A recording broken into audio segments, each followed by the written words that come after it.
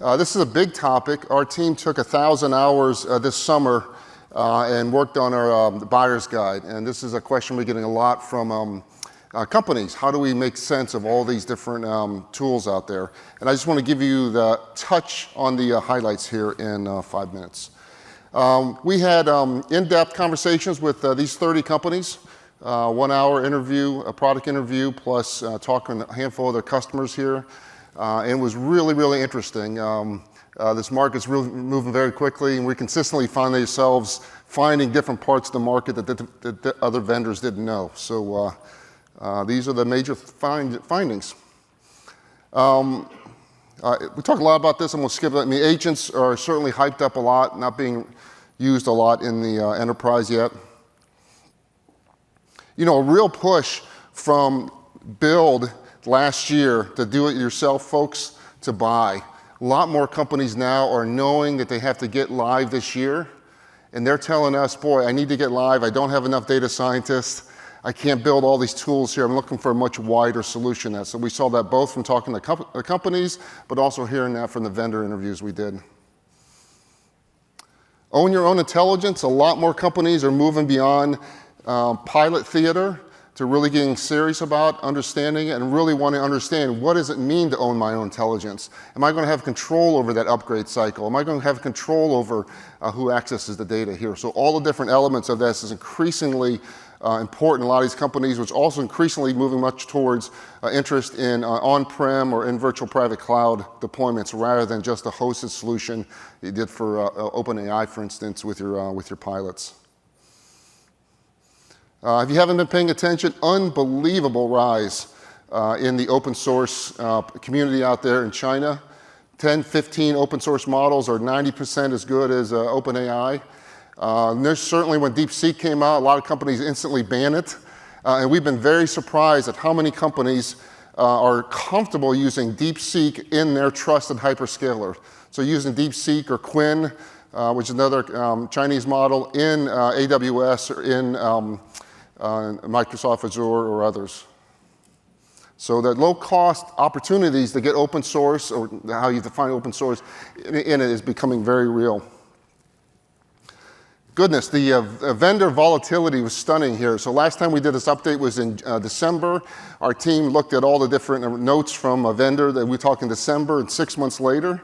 And people like myself have been in the enterprise space for a while. Your roadmap over 18 months doesn't change that much. Yet we saw vendors who were going on-prem, moving to hosted, vendors changing their models, that some had proprietary models and went open source. There were two that were open source models, went back to proprietary models here. So incredible churn in the vendor roadmap. So you can really watch that as you think about your roadmap for your deployments. We saw this yesterday, total cost of ownership explosion. So the per token cost is going down, but the amount of consumption of these tokens continues to go up in a very, very meaningful way. This is not Salesforce software where you can double and triple the number of users and not have incremental cost. What do we learn on the vendor side?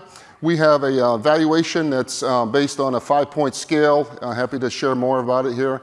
On the foundation models, not surprising, OpenAI and Anthropic continue to be the major ones out there. Those three and Google are the leaders. But we got some real ones coming up here. Mistral is really making some progress here. Meta stumbled a little bit, but there's still a lot of companies that are betting on that as an open source alternative. Zuckerberg certainly spent $1 billion in talent. We'll see how that experiment's been working here.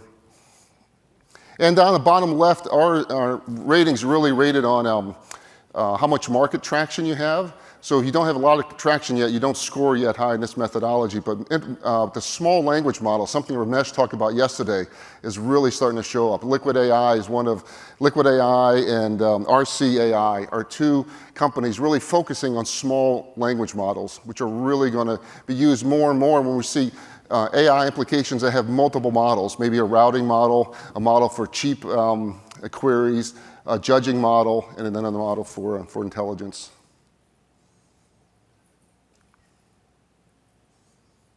Glean, I don't know if Glean's here. Hear a lot about Glean, a lot about Writer, and then a few other ones we're really interested that came up in our interview. Custom GPT is out there today. That's a no-code, very cost-effective way to get your teams up and running. It's a number one thing we tell companies, that you should have zero-risk projects for AI for less than $5,000 of putting a no-code front end on your website. Most of the companies still don't have that. You can go to GAI World. We use their product for that. It's an unbelievable way to get your organizational learning. Vantic's another fantastic company who's presenting here today. So that's a highlight.